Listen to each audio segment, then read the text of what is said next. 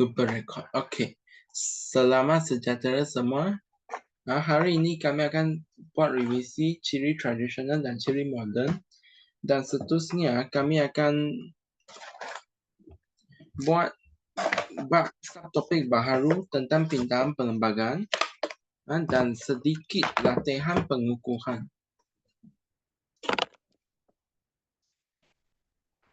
Baik, untuk ciri tradisional, pertama sekali kesultanan atau pemerintahan beraja. Pada zaman dahulu kami menggunakan sistem pemerintahan beraja, oleh itu ini ialah salah satu ciri tradisional. Nanti pen saya. Okey.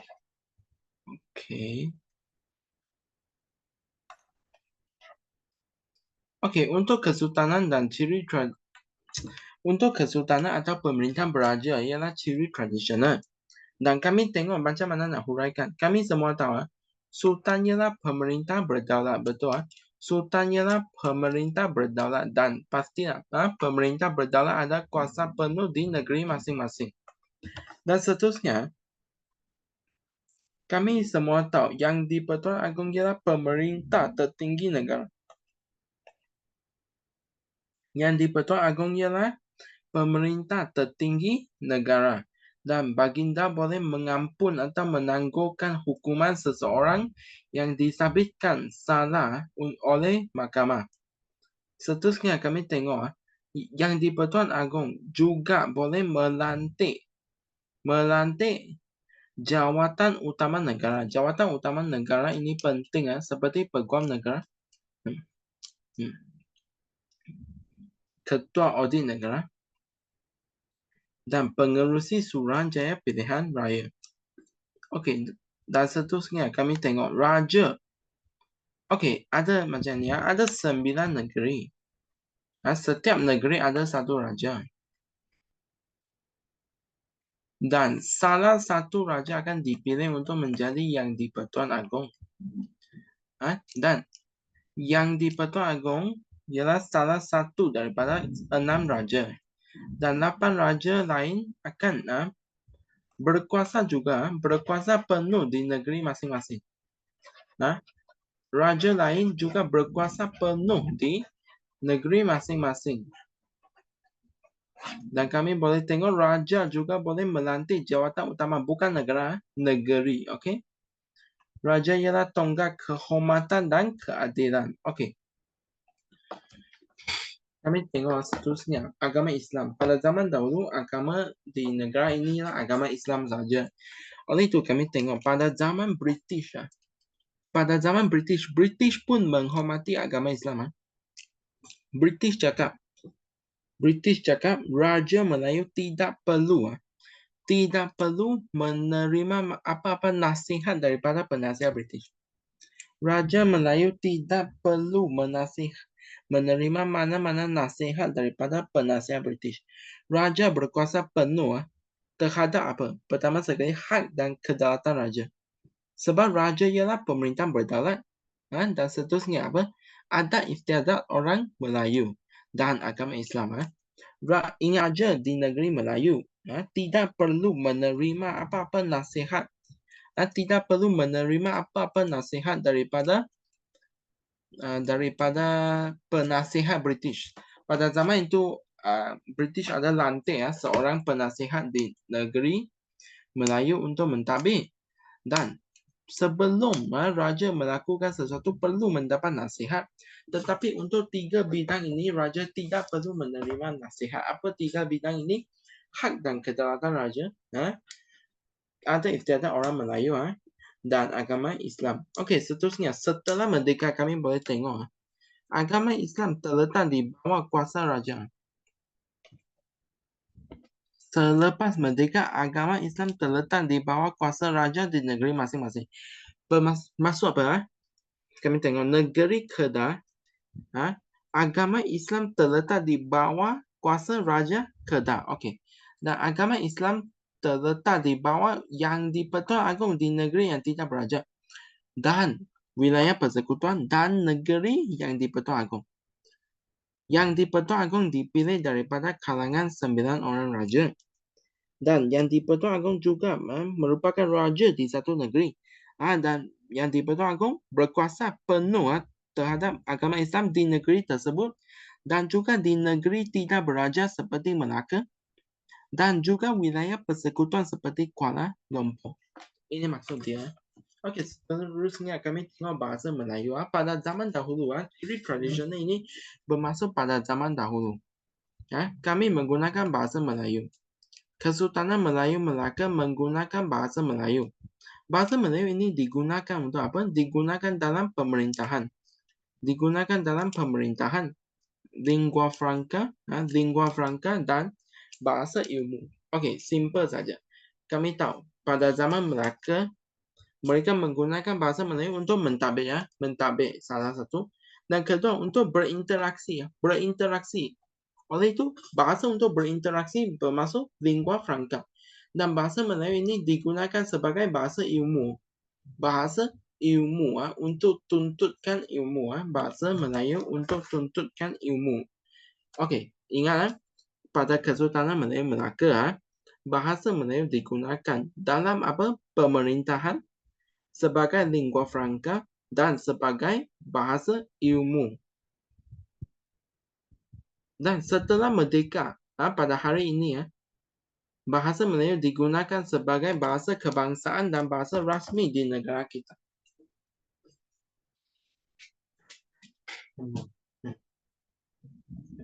Boleh. Boleh. Bahasa Melayu pada Kesultanan Melayu Melaka digunakan dalam pemerintahan, digunakan sebagai lingua franca dan digunakan sebagai bahasa ilmu. Tetapi pada masa ini bahasa Melayu digunakan sebagai bahasa kebangsaan dan bahasa rasmi untuk negara kita. Dan yang terakhir sekali, ciri tradisional untuk membina atau merangka perlembagaan. Okey, ciri tradisional kedudukan orang Melayu dan bumi putera. Kedudukan orang Melayu dan bumi putera. Okey. Kami tahu orang Melayu dan bumi putera merupakan penduduk asal di tanah Melayu. Oleh itu mereka mempunyai kedudukan istimewa. Dan sebelum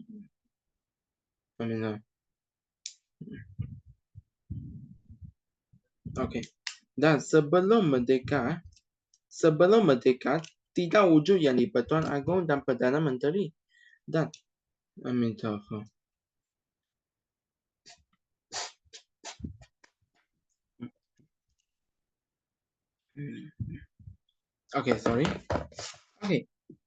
pada zaman dahulu orang Melayu dan bumi putera mempunyai kedudukan istimewa tetapi tidak wujud jawatan seperti yang di-Pertuan Agong dan Perdana Menteri. Oleh itu, sebelum merdeka, kedudukan orang Melayu dan bumi putera diletak di bawah Raja dan Ketua Peribumi. Bermaksud Raja akan memelihara kedudukan istimewa orang Melayu dan Ketua Peribumi akan memelihara kedudukan istimewa untuk bumi putera. Okey, kami ingat bumi putera di bawah Ketua Peribumi. Orang Melayu di bawah Raja dan setelah merdeka kedudukan di bawah.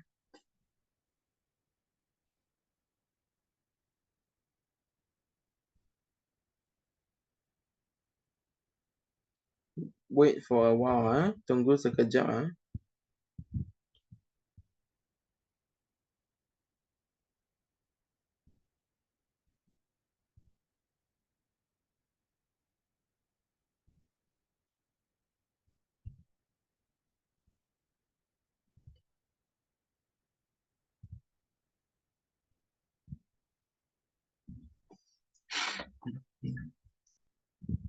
Setelah merdeka, yang di-Pertuan Agong dipilih daripada kalangan 9 orang raja. Dan setelah merdeka, yang di-Pertuan Agong akan memelihara kedudukan istimewa orang Melayu dan bumi putera. Dan juga kepentingan sah kaum lain. Kami ingat, kedudukan orang Melayu sebelum merdeka terletak di bawah kuasa raja. Dan kedudukan istimewa Bumi Putra sebelum merdeka diletak di bawah Ketua Peribumi.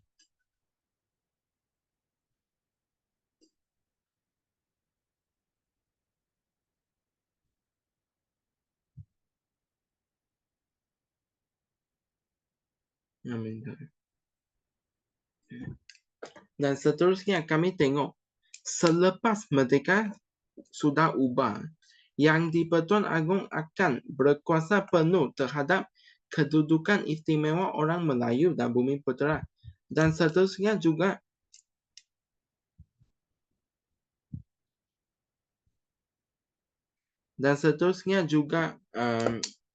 kepentingan sah kaum lain. Ini senang Okey. Kami tengok yang seterusnya. Ciri moden ada 3. Cuba komen tiga ciri moden.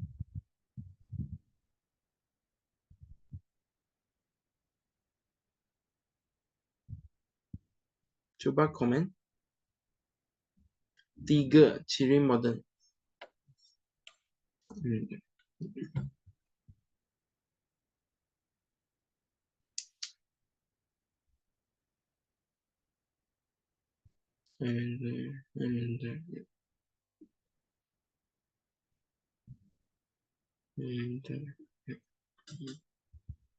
Coba komen ciri moden ada 3.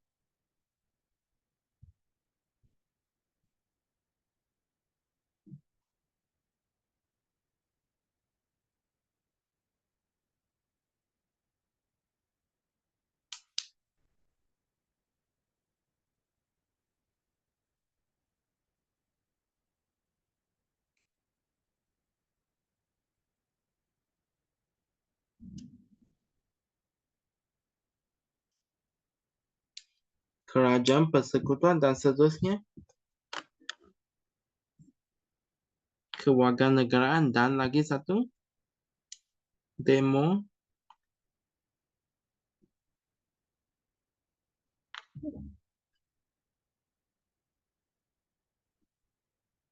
demokrasi berparlimen. Okey Logasiwan boleh komen nanti Ini okey.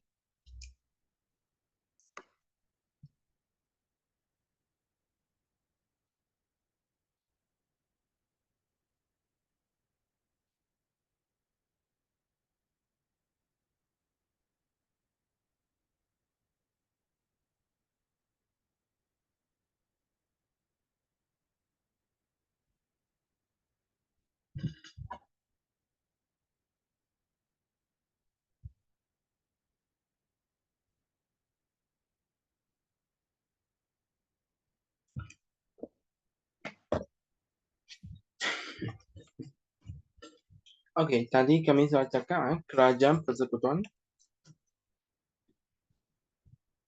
kewarganegaraan, dan demokrasi berparlimen. Amin.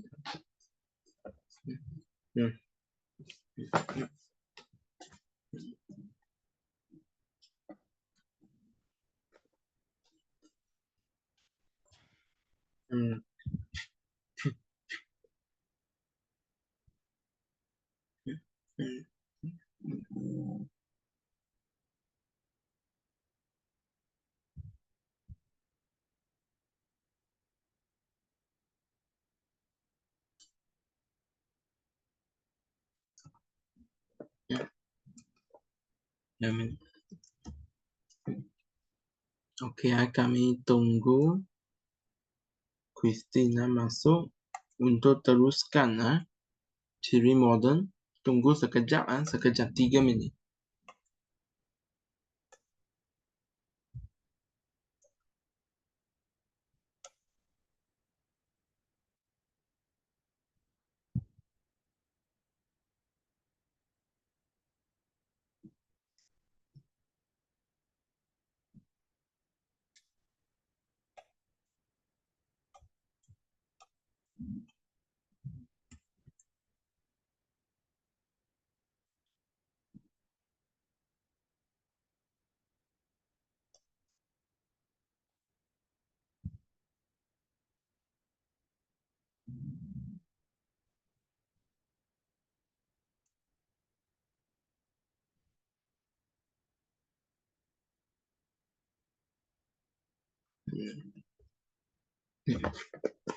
Okey, selamat sejahtera. Christina sudah masuk.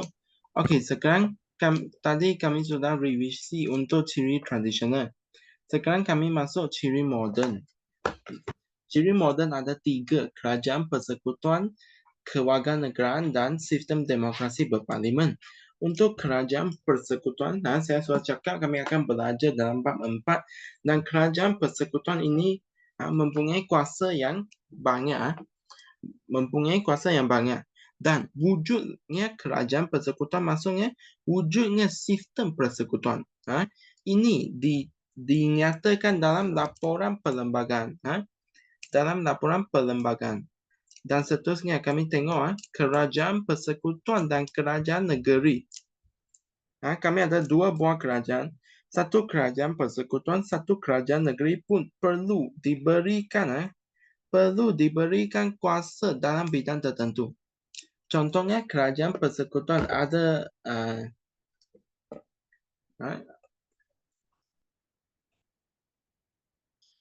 kuasa terhadap kewarganegaraan.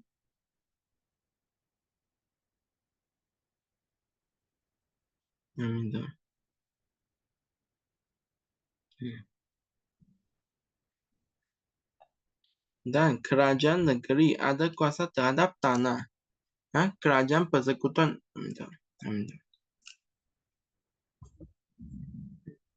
kerajaan persekutuan ada kuasa dalam kewarganegaraan.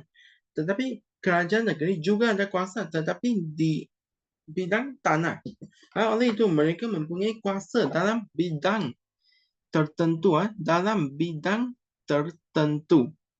Dan pembentukan Malaysia 1963 membolehkan Sabah dan Sarawak masuk ke dalam negara kita dan membentuk Malaysia, dan Sabah dan Sarawak juga diberikan beberapa otonomi. Otonomi bermaksud kuasa. Sabah dan Sarawak diberikan beberapa kuasa istimewa. Okey, kewarganegaraan seterusnya.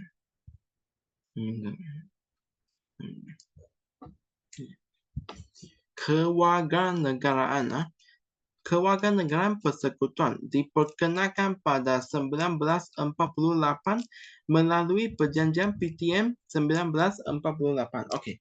Simple. Selepas Malayan Union, wujudnya perjanjian persekutuan tanah Melayu 1948.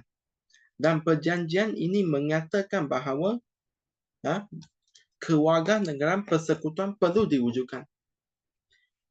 Kerajaan persekutuan bermaksud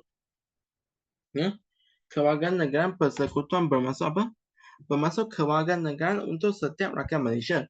Tetapi bukan kewarganegaraan yang sama.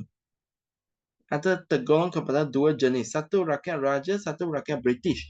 Rakyat raja bermaksud rakyat yang lahir di negeri Melayu. Seperti Kedah, Kelantan. Rakyat British ialah rakyat yang dilahirkan di tanah jajahan British. Seperti Melaka dan Pulau Pinang.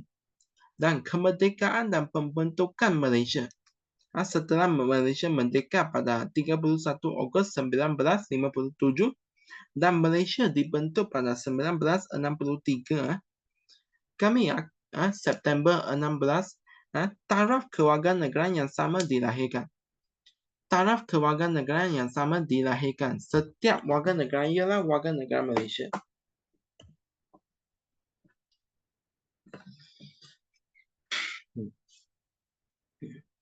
Dan seterusnya kami tengok sistem demokrasi berparlimen. Okey. Sistem demokrasi berparlimen.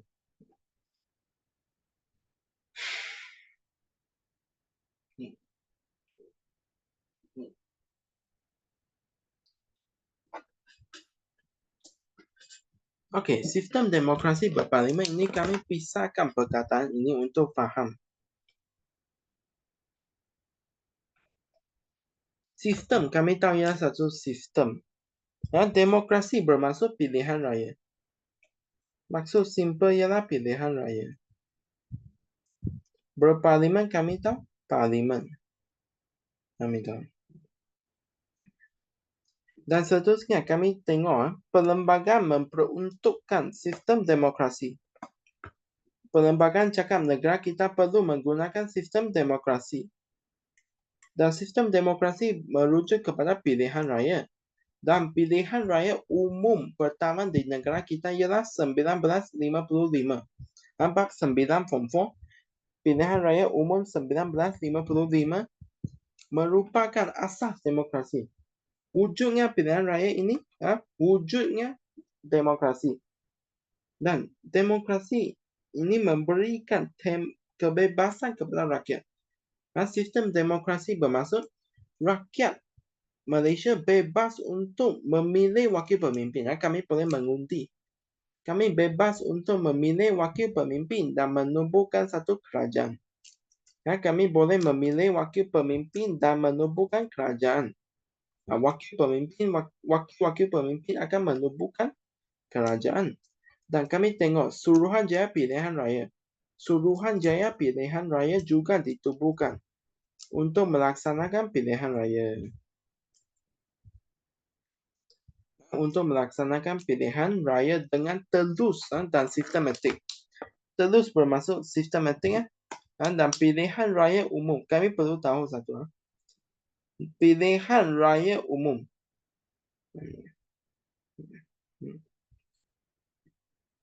Okey. Simple kami cakap. Pilihan raya ada dua peringkat. Satu umum, satu negeri. Kalau kamu boleh mengundi, kamu akan tahu.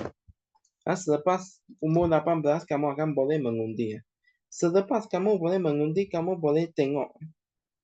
Ada dua kali kamu perlu undi. Pertama kali ialah pilihan raya umum. Kedua kali ialah pilihan raya negeri.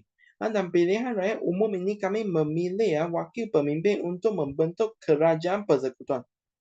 Dan pilihan raya negeri kami pilih wakil untuk membentuk kerajaan negeri.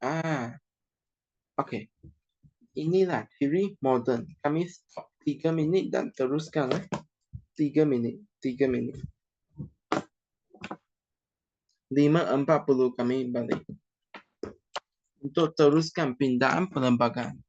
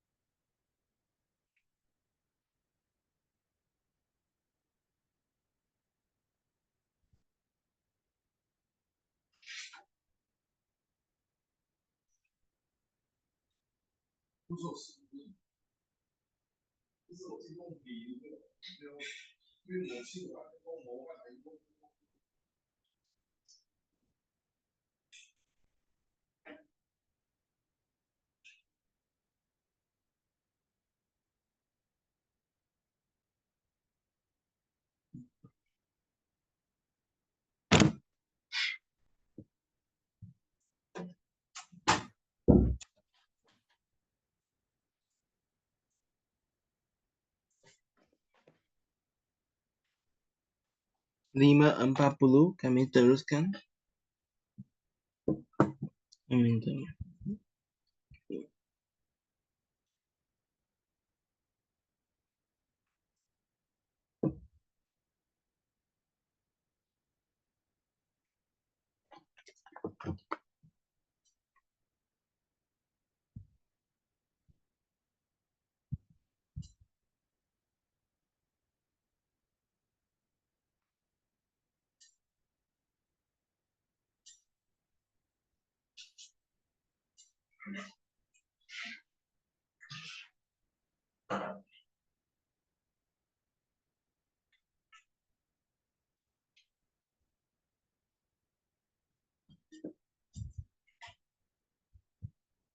Nah, 1 minit lagi. Kami akan teruskan.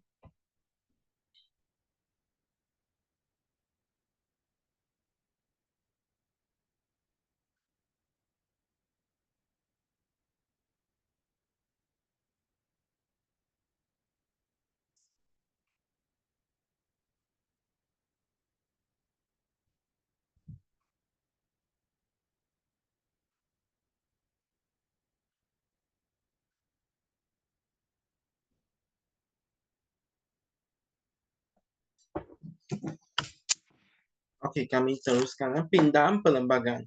Pindahan perlembagaan dilakukan 2 kali. 2 kali, 1963 dan 1965. Pada 1963 dilakukan kerana apa? Pen saya rosak. Pen saya terjatuh dan rosak. Nanti ya. Nanti.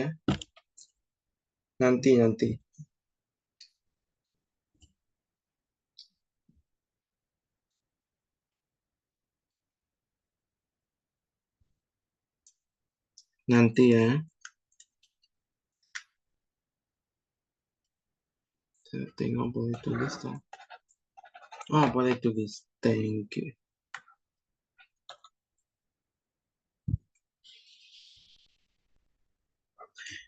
Okey, pada 1963 dipindah kerana wujudnya Malaysia, Sabah, Sarawak dan Singapura masuk untuk membentuk Malaysia. Dan 1965 dipindah kerana pemisahan Singapura. Singapura pisah daripada negara kita. Dan pindahan perlembagaan ini dibuat untuk apa? Pertama sekali untuk mengekalkan kedudukan negeri sedia ada. Seperti Selangor, Kedah, Kelantan. Inilah negeri yang sedia ada sebelum pembentukan Malaysia. Oleh itu, setelah negeri baharu dimasukkan ke Malaysia, kedudukan negeri sedia ada ini perlu dikekalkan, tak boleh terjejas. Dan seterusnya, klausa baru perlu dimasukkan bagi bahagian tertentu. Klausa baru perlu dimasukkan.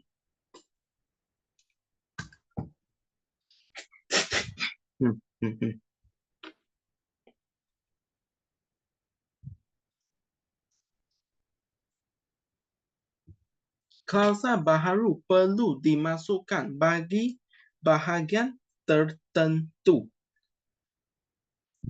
Setelah satu negeri baru masuk ke negara kita, pastinya akan wujud klausa baharu untuk negeri tersebut.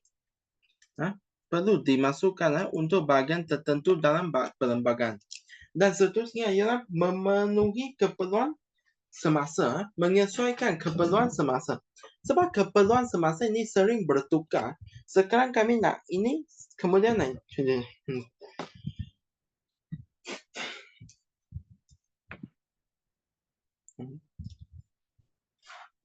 sekarang kami nak ini, kemudian kami nak ini. Oleh itu perlembagaan perlu dipindah untuk menyesuaikan. Perlembagaan ini perlu dipindah untuk menyesuaikan keperluan semasa ini yang sering bertukar.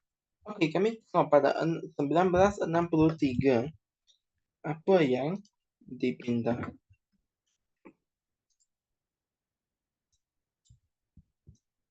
Kenapa tak ada animation?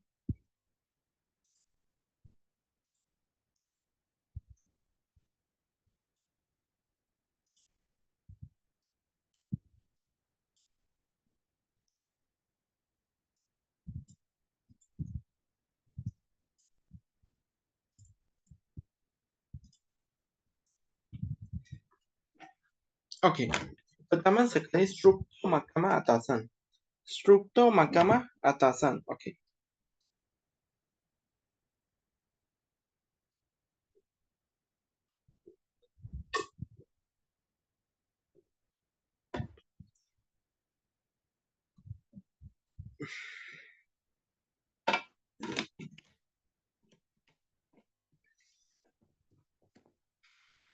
Okey, kami tengok. Mahkamah atasan ada 2. Okey, bukan. Okey. Struktur mahkamah atasan ini ditentukan mengikut model mahkamah tinggi England. Bermaksud apa? Struktur mahkamah atasan di negara kita mengikut model mahkamah tinggi England. Mengikut model mahkamah tinggi England. Mahkamah tinggi England mempengaruhi struktur mahkamah atasan negara kita. Siapakah yang mempengaruhi struktur mahkamah atasan negara kita? Model mahkamah tinggi England. Okey. Seterusnya kami tengok. Struktur mahkamah atasan terbahagi kepada 2. Struktur mahkamah atasan ini terbahagi kepada 2. Salah satu ialah mahkamah atasan. Salah satu ialah mahkamah rayuan. Mahkamah atasan di negara kita ada 2. Satu mahkamah atasan, satu mahkamah rayuan. Okey, selepas Malaysia dibentuk, means Sabah, Sarawak, Singapura masuk. Mahkamah atasan diwujudkan dan mahkamah atasan ini dinamakan sebagai mahkamah persekutuan.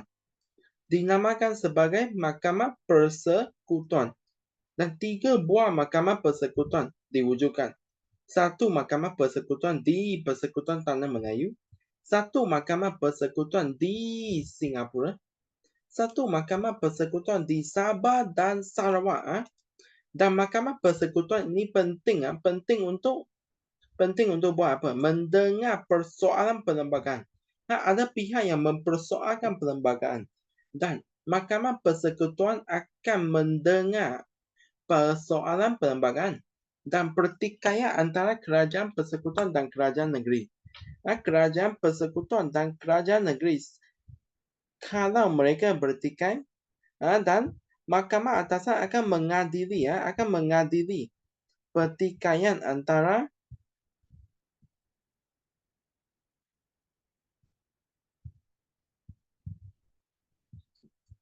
kerajaan persekutuan dan kerajaan negeri.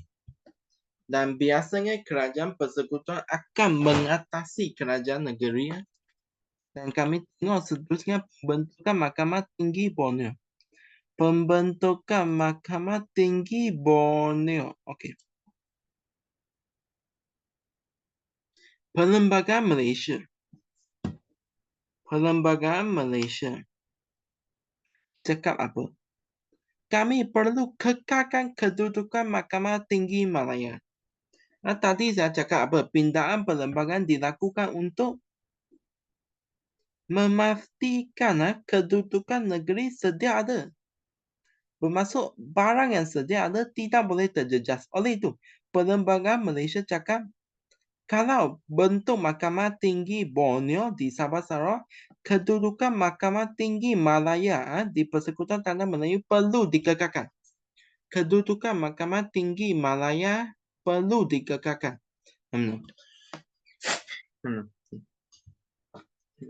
Dan Mahkamah Tinggi Borneo juga diwujudkan. Boleh diwujudkan. Dan Mahkamah Tinggi Borneo diwujudkan di Sabah Sarawak untuk mengadili, untuk menguruskan soal kehakiman di Sabah dan Sarawak. Soal kehakiman bermaksud apa? Apa-apa yang perlu ke mahkamah. Dan jawatan Ketua Hakim Borneo diwujudkan. Satu jawatan diwujudkan bernama Ketua Hakim Borneo untuk Mahkamah Tinggi Borneo. Dia ialah Ketua Hakim Borneo. Dan jawatan ini berpusat di Kuching, Sarawak. Dan seterusnya pada 1994, nama jawatan ini, nama saja yang tukar, jawatan tidak tukar. Nama saja yang tukar. Daripada nama Ketua Hakim Borneo tukar kepada nama baharu Ketua Hakim Sarawak dan Sabah. Borneo ini Sarawak dan Sabah kami tahu. Seterusnya kami tahu jawatan yang di Pertuan Negeri. Kamu tahu apa yang di Pertuan Negeri? Yang di Pertuan Agong ialah Ketua Negara. Tetapi yang di Pertuan Negeri boleh dicakap sebagai Perdana Menteri di negeri. di negeri, negeri-negeri tertentu saja yang tiada raja. Tengok, selepas pembentukan Malaysia, Sabah dan Sarawak diketuai oleh Yang di-Pertuan Negeri. Sabah dan Sarawak tiada raja. Dan Sabah dan Sarawak ini diketuai oleh Yang di-Pertuan Negeri. Dan Yang di-Pertuan Negeri dilantik oleh Yang di-Pertuan Agong. Mengikut perlembagaan Yang di-Pertuan Negeri. Yang di-Pertuan Negeri bukan berkuasa penuh. Yang di-Pertuan Negeri perlu menjalankan tugas mengikut nasihat. Tadi saya ada cakap salah. Yang di-Pertuan Negeri di semua negeri. Bukan negeri tidak beraja. Yang di-Pertuan Negeri diwujudkan di semua negeri. Dan Yang di-Pertuan Negeri dilantik oleh Yang di-Pertuan Agong. Yang di-Pertuan Negeri bukan berkuasa penuh. Mereka menjalankan tugas mengikut nasihat. Perlu ikut nasihat Majlis Tertinggi bagi Sarawak dan Kabinet Negeri bagi Sabah. Okey, macam ni. Yang di-Pertuan Negeri di Sarawak perlu menjalankan tugas ikut nasihat Majlis Tertinggi. Manakala Ketua Yang di-Pertuan Negeri Sabah perlu menjalankan tugasnya mengikut nasihat Kabinet Negeri. Okey, kami tengok.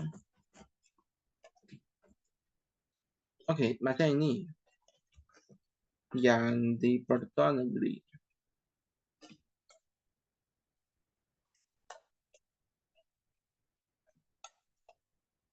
Minta maaf.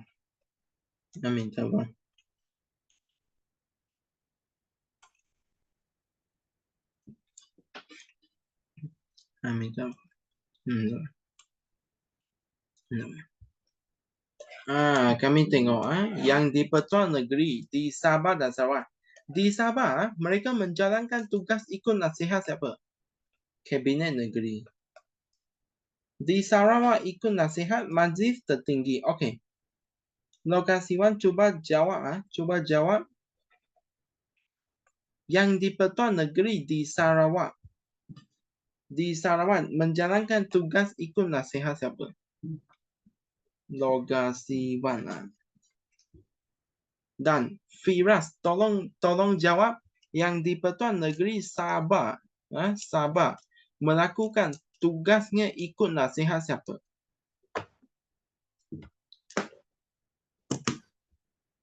Cuba jawab Firas dan Loga. Christina boleh jawab juga. Untuk Sabah dan Sarawak yang di-Pertuan Negeri menjalankan tugas ikut nasihat siapa? Loga Siwan cakap untuk apa? Majlis Tertinggi untuk Sabah. Untuk Sarawak. Majlis Tertinggi untuk Sarawak. Okey, betul. Okey, Loga betul. Loga Siwan betul. Majlis Tertinggi. Firas juga betul. Kabinet Negeri. Okey, Christina. Kami jawab soalan next. Hari ini banyak soalan. So, kami nak cepat. Pindaan Perlembagaan 1965 ini tak penting. Tak penting sebab pemisahan Singapura ada pindaan perlembagaan. Dan pindaan perlembagaan ini dinamakan sebagai pindaan Singapura. Pindaan Singapura sebab pemisahan Singapura. Dan diusulkan oleh Tunku Abdul Rahman di Parlimen dan berlaku pada 7 Ogos. Ingat 7 Ogos. Senang saja untuk ingat. 8, 7.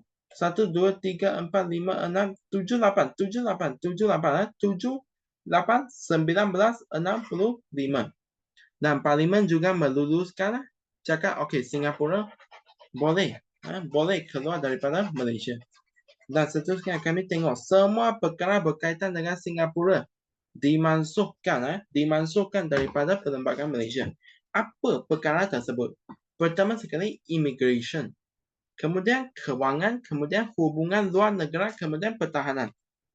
Cakap lagi satu kali, ada 4 perkara yang dimasukkan daripada perlembagaan negara kita. Perkara pertama ialah immigration. Perkara kedua ialah kewangan. Perkara ketiga ialah pertahanan. Perkara keempat ialah apa? Hubungan luar negara. Okey, Logan Siwan, Firas dan Christina, tolong jawab apa 4 perkara yang dimasukkan daripada Perlembagaan Malaysia. Apa 4 perkara tentang Singapura yang dimasukkan atau dikeluarkan daripada Perlembagaan Malaysia? Apa 4 perkara itu? Tolong jawab. Firas, Logan Siwan dan Christina.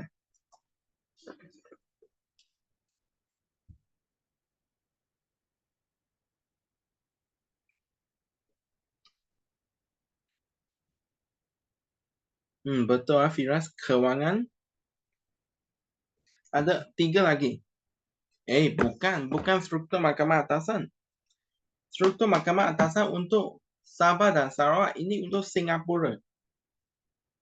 Firas betul. Kewangan, immigration, lagi 2.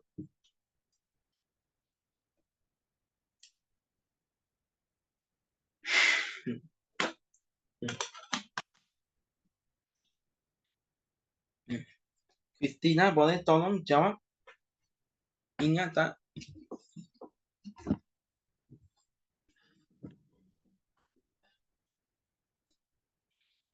Firas jawab 3 sudah. Pertahanan lagi last. Saya nak Logan Siwan jawab. Atau Christina. Cikgu, hubungan luar negara. Betul. Logan Siwan betul. Hubungan luar negara. Ada 4 perkara kami ingat. Pertama sekali immigration. Kemudian pertahanan. Kemudian kewangan dan hubungan luar negara. Okey. Betul. Kami tengok. Okey. Setakat ini faham tak? Bab 2 kami sudah siap. Hari ini kami akan tengok latihan pengukuhan.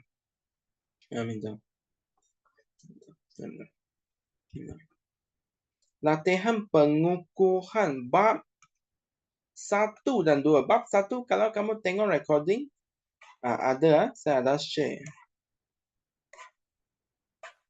Saya nak semua orang tolong jawab.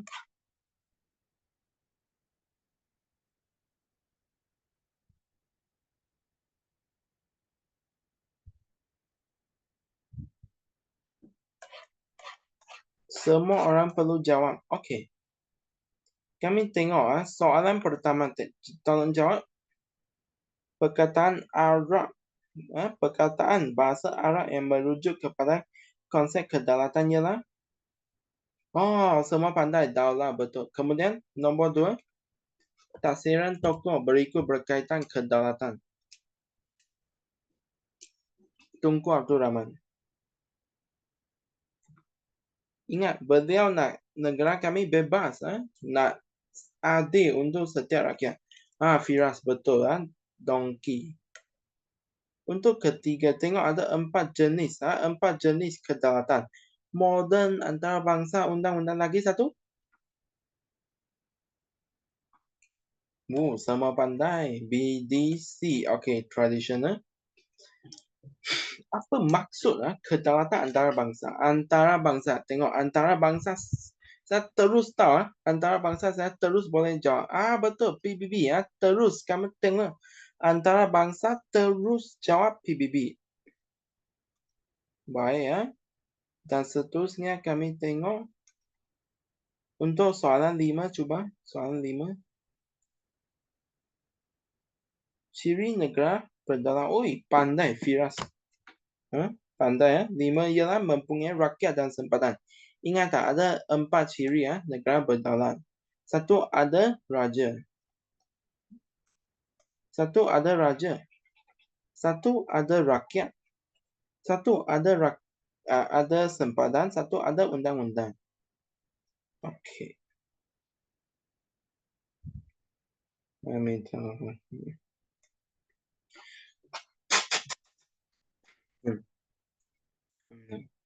Amin. Kami tengok gambar ini. Hubungan Malaysia dengan negara lain. Hubungan Malaysia dengan Amerika Syarikat. Apa kesan jaringan hubungan tersebut? Hubungan antara Malaysia dengan Amerika Syarikat. Saya nak semua orang jawab soalan ini. Soalan 6. Christina betul. Firas, Loga, cuba jawab. Loga Siwan betul.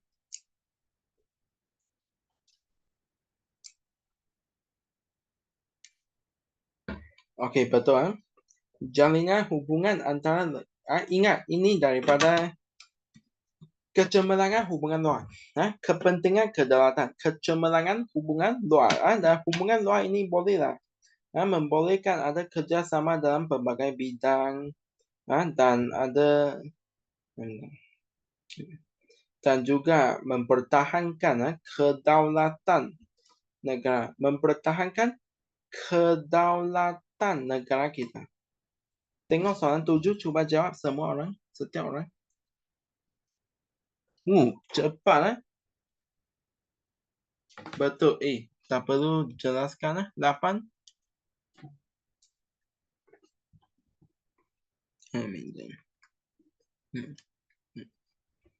Apa peranan pemerintah untuk mencapai matlamat berikut? Kestabilan politik, kemakmuran ekonomi.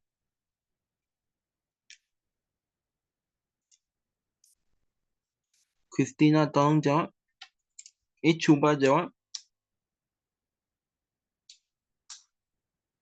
Bukan B ya, jawapan dia C. Jawapan dia C. Kami boleh refer kepada nota. Untuk mewujudkan kestabilan politik perlu pemerintahan yang sistematik. Dan pemerintahan yang sistematik ini kami perlu mengelakkan amalan rasuah dan penyelewengan kuasa. Oleh itu, peranan pemerintah ialah mengelakkan amalan rasuah. Mengelakkan amalan. Boleh Okey, soalan 9 cuba.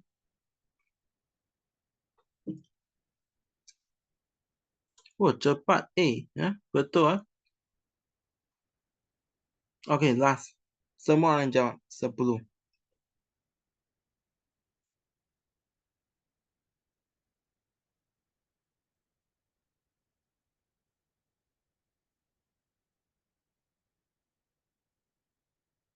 Betul sebab keyword dia rakyat. Rakyat. Oleh itu kami bolehlah menjadi anggota pasukan keselamatan. Boleh. Mewujudkan pentadbiran tak boleh. Kami tak boleh mentadbir. Kerjasama dengan negara luar. Rakyat tak boleh. Dasar tak boleh. Rakyat tak boleh buat. Okey. Okey. Kami tengok. Kami tak boleh. Soalan objektif. Bab 2. Cuba. Soalan 1.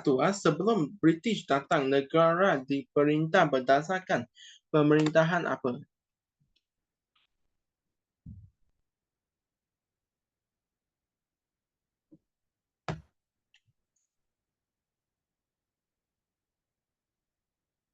Tak betul. Bukan diktator. Mana ada diktator?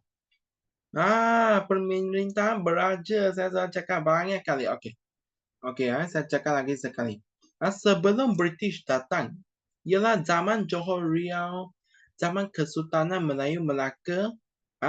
Pada zaman itu, negara diperintah sepenuhnya oleh raja dan pemerintahan ini dinamakan sebagai pemerintahan beraja. Okey, kami tengok soalan kedua. Apa asas perlembagaan negara? Undang-undang apa? Inggeris dan Melayu. Betul. Okey. Soalan 3. Semua orang cuba jawab. Tujuan pengenalan. Ini sangat penting. Saya nak ubah sedikit soalan. Pertama sekali, apa nama undang-undang British di negeri-negeri Selat? Apa nama? Soalan 3. Apa nama untuk undang-undang British di negeri-negeri Selat? Nama dia apa? Saya ubah sikit soalan. Nama dia apa? Charter and Charter of Justice ke cikgu? Betul. Charter of Justice. Dan apa matlamat Charter of Justice? Tolong jawab setiap orang di chat box. Soalan 3.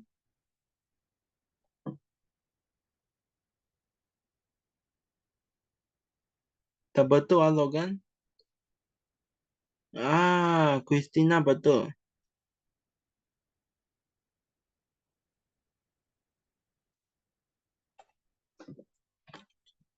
Firas? Okey ya, saya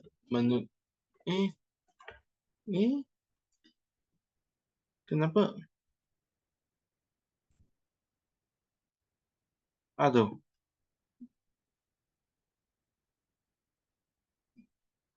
Nanti ya, sorry.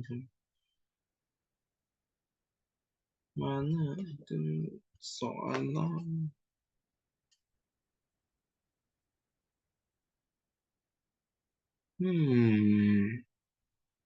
Nanti, sorry, tertutup.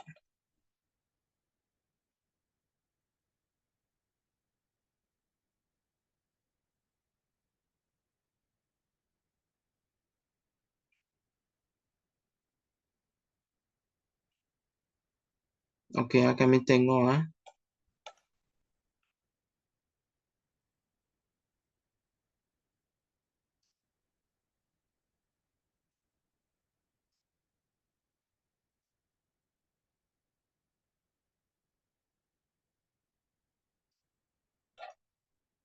Okey, saya di sini buat satu promotion sementara kami tunggu untuk 3 bulan ini saya akan send tarik itu kami akan kalau kamu nak join satu camp intensif untuk revisi setiap bab form 4.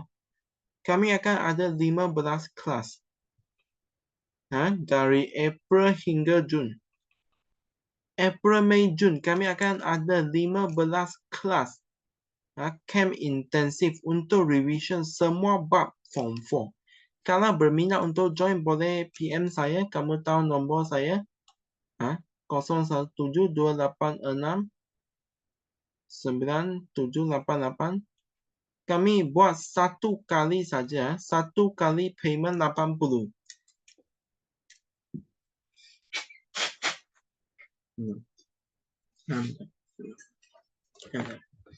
15 kelas bayar sekali bayar sekali RM80. Kalau nak pisah, April bayar 40, Mei bayar April bayar 30. Kalau nak bayar ikut bulan April 30, Mei 30, Jun 30. Oleh itu 90. Kalau bayar sekali saja 80. Okey ini promotion sikit, sorry. Okey, kami balik ke praktis SPM. Itu untuk semua bab form 4. Form 4 saja. Form 5 ialah kelas hari ini. Okey, tadi semua jawab. Soalan 2 apa jawapan dia? Cuba. Soalan 3. Okey, jawapan dia A Loga. Jawapan dia betul. Undang-undang British di negeri-negeri selah ialah Charter of Justice. Dan tujuan Charter of Justice kalau kami rujuk ke buku teks muka surat 24. Dia ada cakap matlamat Charter of Justice adalah untuk melindungi penduduk asal daripada penindasan dan ketidakadilan. Oleh itu melindungi hak penduduk asal. Okey. Soalan 4 cuba jawab.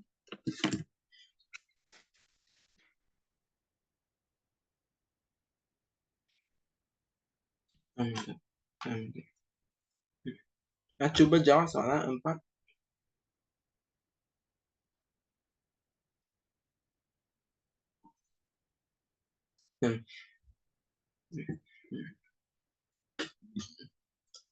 Halo. Soalan 4 cuba jawab Majlis Negeri dan Majlis Undangan Negeri. Apa kuasa mereka?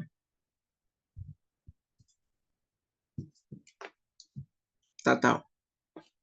Cuba semua orang cuba. Thank you. Loga, Christina, Firas. Cuba. Soalan 4.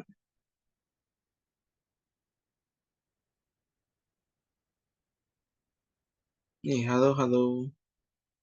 Halo?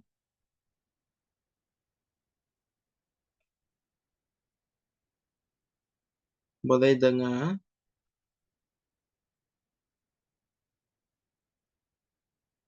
Betul B ya. Mengubah undang-undang. Majlis negeri. Majlis undangan negeri. Dan majlis persekutuan. Peranan mereka mengubah undang-undang. Sekarang ada satu soalan bonus. Ini soalan penting. Untuk NNS. Untuk NNMB. Untuk NNMTB. Untuk NNS, apakah badan yang berperanan untuk mengubah undang-undang? Cuba jawab untuk NNS. Apa badan yang mengubah undang-undang untuk negeri-negeri selat? Cuba.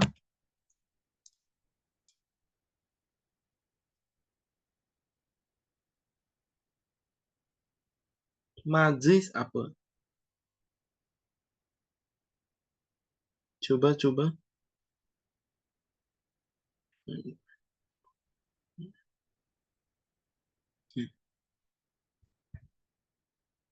Amin.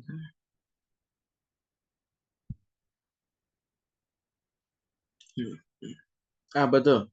Untuk negeri-negeri selat, apa nama badan yang mengubah undang-undang? Apa nama badan itu? Majlis apa? Ini soalan penting soalan penting untuk objektif.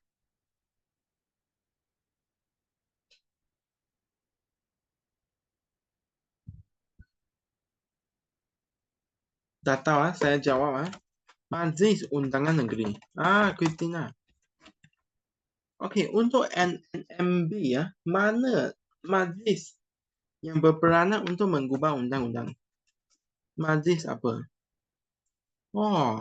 Christina ini pandai Sejarah bagus Untuk NNMTB majlis apa yang berperanan untuk mengubah undang-undang untuk NNMTB, Negeri-Negeri Melayu Tidak Bersekutu? Baik. Christina ini bagus. Maka tinggi untuk sejarah. Majlis negeri. Ini penting setiap orang perlu tahu. Seterusnya kami tengok gambar berikut menunjuk perjanjian PTM 1948. Cuba jawab bab 5 form 4. Bab 5 form 4. Cuba jawab apa kandungan perlembagaan tersebut?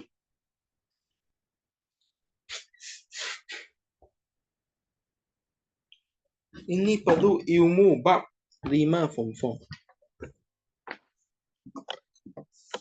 Cuba.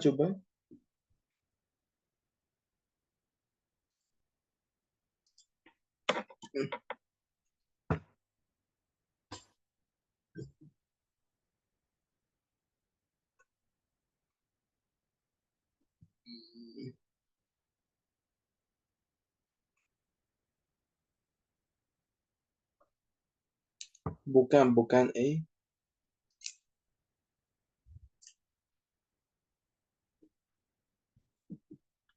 lupa ini bab 5 form 4.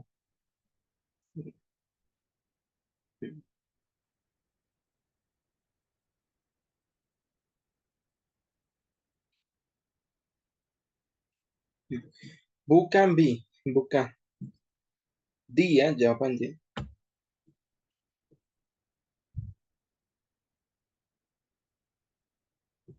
Okey, saya cuba jelaskan.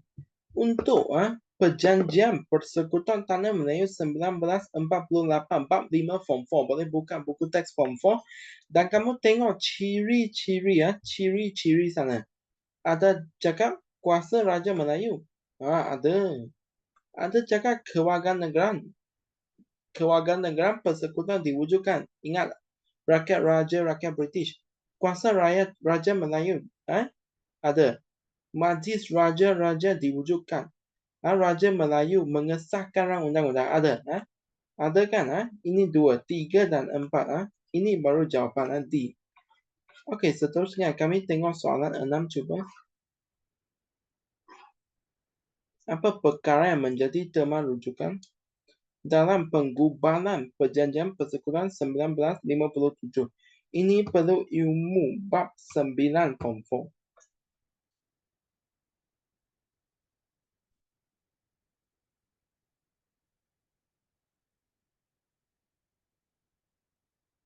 Bukan B bukan. Betul. Hak istimewa orang Melayu dan kepentingan sah kaum lain. Kami tengok seterusnya. Senarai berikut menunjukkan ciri tradisional.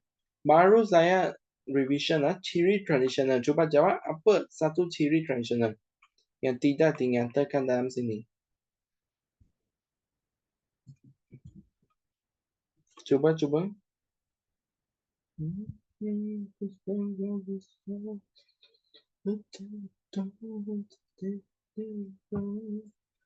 Pemerintahan beraja betul. Firas. Bukan kewarganegaraan. Kewarganegaraan ialah ciri moden. Ciri moden. Konsep persekutuan juga ciri moden. Demokrasi berparlimen juga ciri moden. Kami tengok. Apabila negara kita mencapai kemerdekaan, tanggungjawab memelihara kedudukan istimewa orang Melayu dan Bumi Putera diserahkan kepada siapa? Cuba jawab ini.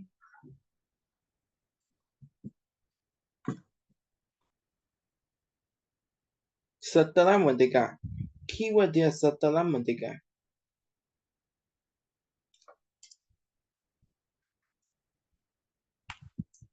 Cuba. Soalan ini senang.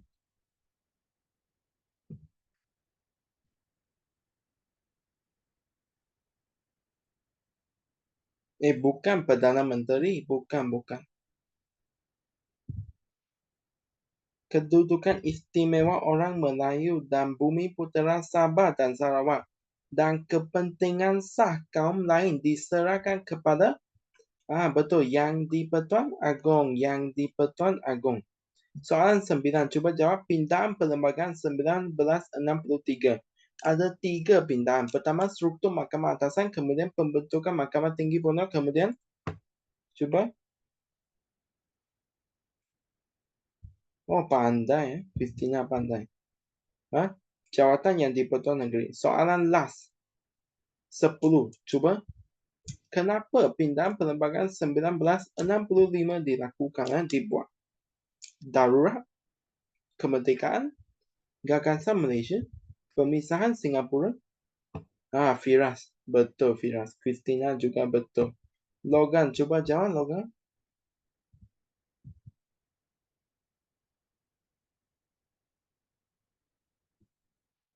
Logan juga betul.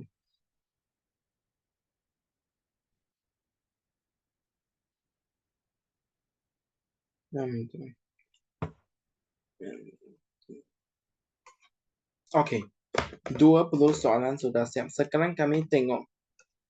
Saya nak bagi satu whiteboard. Kamu semua cuba komen. Semua orang cuba komen. Pindahan perlembagaan. Jawab soalan ini Pindahan perlembagaan dilakukan pada 1963. Jelaskan. Tengok whiteboard ini. Nanti. Tengok whiteboard.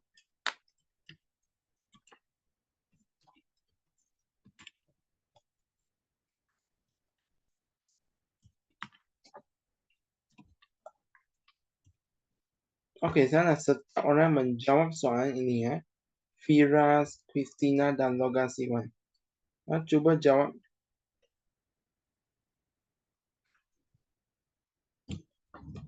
Lapan markah.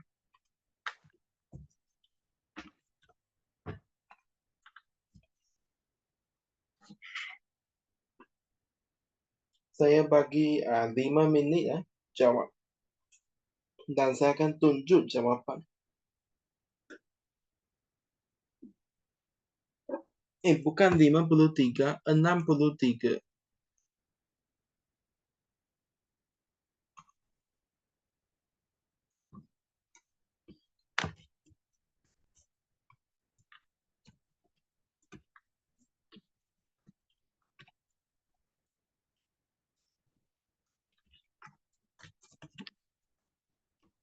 Nah, coba jawab.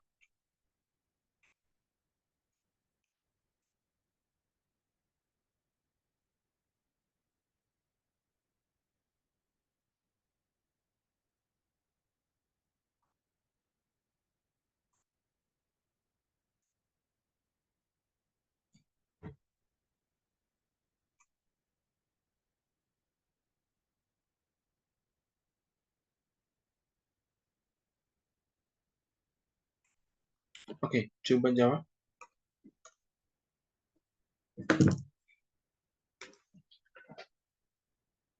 5 menit.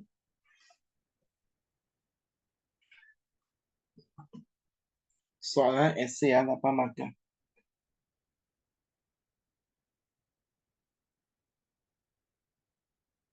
Mami, tanya.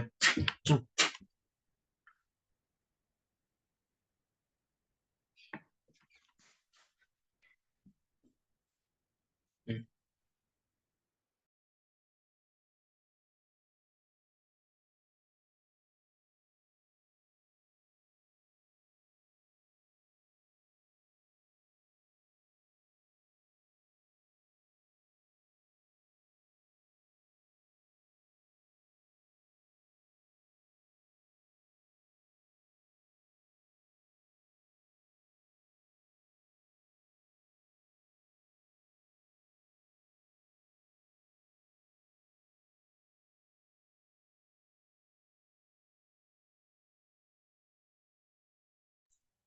Type di comment ah, thank you.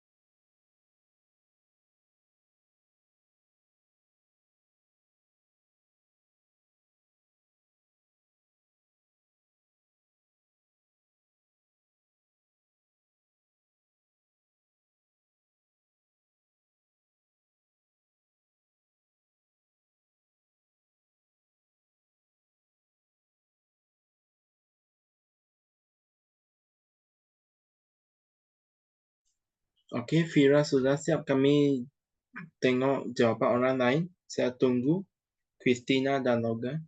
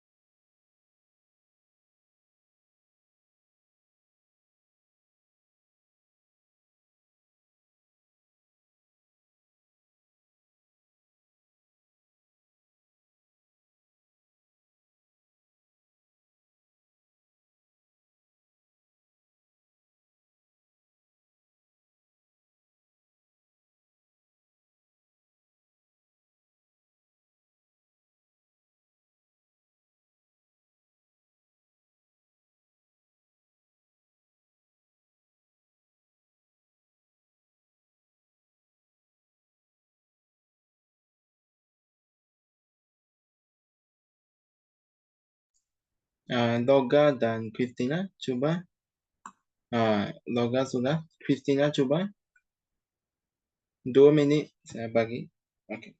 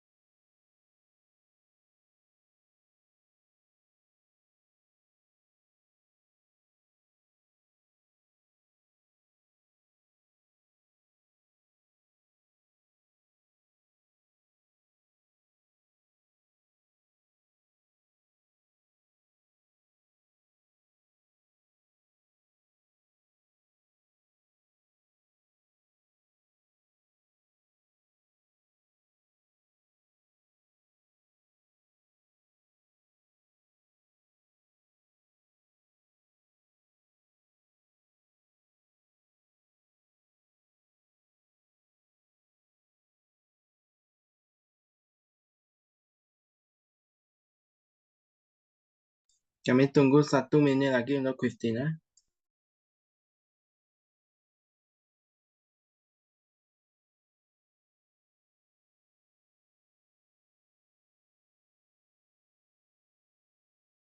Okey, saya akan semak jawapan kamu semua. Pertama sekali kami tengok loga siwa. Loga jawapan terlalu pendek.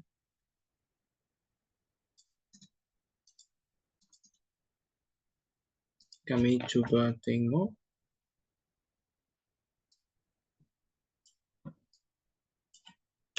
Okey, loga cakap kesan utama yang berlaku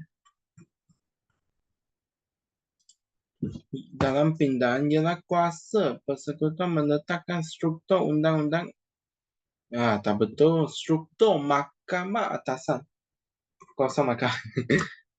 Terlalu cepat loga type. So mungkin dia miss something. Sekarang kami tengok Firas. Firas akan jawab apa? Kami cuba tengok.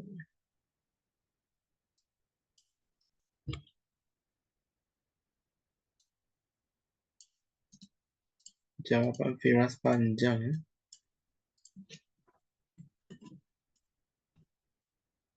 3 kali dia type. Christina paling panjang.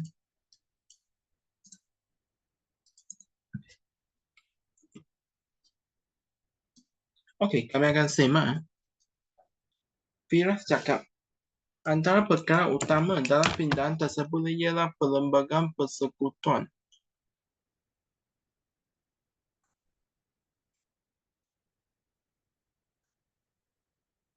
Perlembagaan persekutuan tanah Melayu menetapkan struktur mahkamah atasan satu mahkamah. Model Mahkamah Tinggi England mendengar persoalan perlembagaan pertikaian antara kerajaan persekutuan dan kerajaan negeri 4 mahkamah. Perlembagaan Malaysia mewujudkan Mahkamah Tinggi Borneo, mengurus soal kehakiman. Sarawak diketuai Yang di-Pertua Negeri melicinkan pentadbiran. Yang di-Pertua Negeri dilantik oleh Yang di-Pertua Agong. 8 maka Firas. Okey, baik. Kami tengok jawapan Christina. Tapi dangerous Firas. Dangerous. Saya akan jawab dangerous. Point ini mungkin tak ada maka Sarawak diketuai oleh Yang di-Pertua Agong. Dan point ini mungkin tak ada maka 2 maka. 1 maka saja mungkin point ini. Mahkamah Tinggi Borneo menguruskan soal kehakiman. Kami tengok soalan Christina. Paling panjang soalan jawapan Christina. Baik jawapan panjang baik. Okey. Tengok apa Christina cakap. Selepas pembentukan di struktur Mahkamah Atasan, pembentukan Mahkamah Tinggi Borneo, jawatan yang di-Pertuan Negeri, perlembagaan struktur Mahkamah Atasan mengikut model Mahkamah Tinggi England, Mahkamah Atasan, Mahkamah Rayuan, kedudukan baik pada masa yang sama diwujudkan Mahkamah Tinggi Borneo berperanan untuk menguruskan soal kehakiman diketuai oleh yang di-Pertuan Negeri yang dilantik 1, 2, 3, 4, 5, 6. Jawapan ini 9 markah star. Baik Christina. Sekarang saya akan jawab. Saya akan tunjuk. Kami nak jawab panjang. Kami tak nak sedikit-sedikit. Tengok tanpa merujuk kepada nota. Dalam perlembagaan pada 1965 jelaskan. Saya jawab point form untuk pertama sekali kami cakap struktur Mahkamah Atasan. Okey, struktur Mahkamah Atasan ini kami tahu mengikut model Mahkamah Tinggi England. Kemudian kami tahu wujud Mahkamah Atasan dan Mahkamah Rayuan.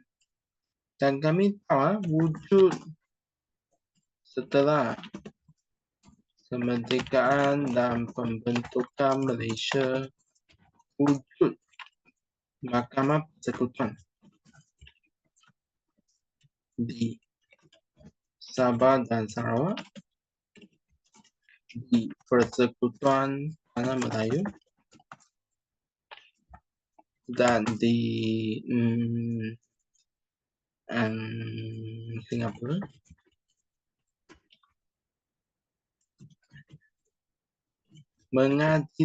Mengadili pertikaian antara kerajaan persekutuan dan kerajaan negeri, dan juga mendengar persoalan tentang lembagaan. Di sini saya sudah dapat berapa markah? Struktur Mahkamah Atasan 1, 2, 3, 4, 5, 6. Satu saja struktur Mahkamah Atasan. Sekarang kami tengok seterusnya.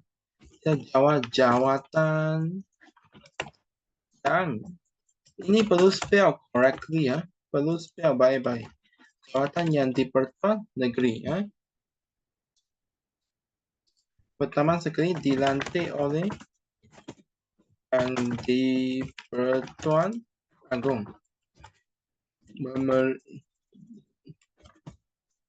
Mengetuai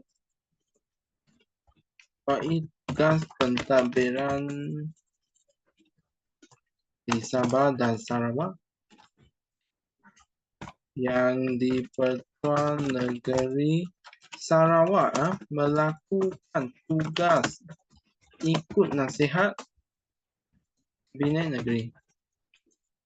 Bukan, Majlis Tertinggi untuk Sarawak. Dan yang di-Pertuan Negeri Sabah melakukan tugas ikut nasihat Kabinet Negeri. Tengok lagi berapa markah.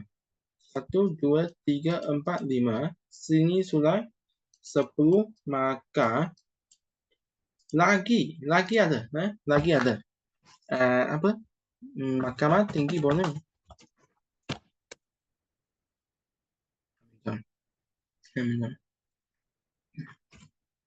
Tanpa menjejaskan Mahkamah Tinggi Malaya. Dan Mahkamah Tinggi Borneo ini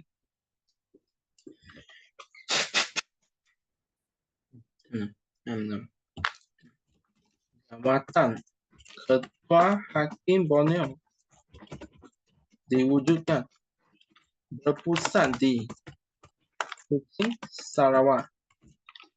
Jawat pada 1994 nama tukar kepada Ketua Hakim Sabah dan Sarawak. Ini lagi berapa markah saya boleh dapat?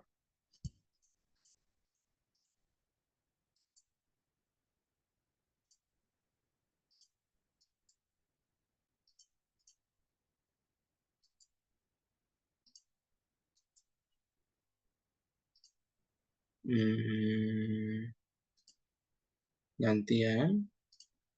Mahkamah Tinggi Borneo tanpa menjelaskan. Tengok, sekarang saya dapat 15 markah, dia nak 8 markah. Tapi kami bagi jawapan 15 markah. Ini hanya boleh dibuat kalau kami ingat apa yang kami belajar. Oleh itu kami perlu buat revisi, buat latihan. Dan saya sering buat revisi dengan anda dan jawab soalan. So, harap semua boleh faham. Setakat ini saja bab 2. Minggu depan kami akan belajar bab 3 tentang yang di-Pertuan Agong, demokrasi berparlimen, raja berpelbagai bab yang panjang dan menarik. Okay, see you. Dan ingat, camp intensif form 4, siapa yang berminat boleh PM saya. RM80 untuk 3 bulan, 15 kelas akan ajar semua bab form 4. Okey, terima kasih. Bye-bye. Terima kasih, Cikgu. Okey, bye-bye.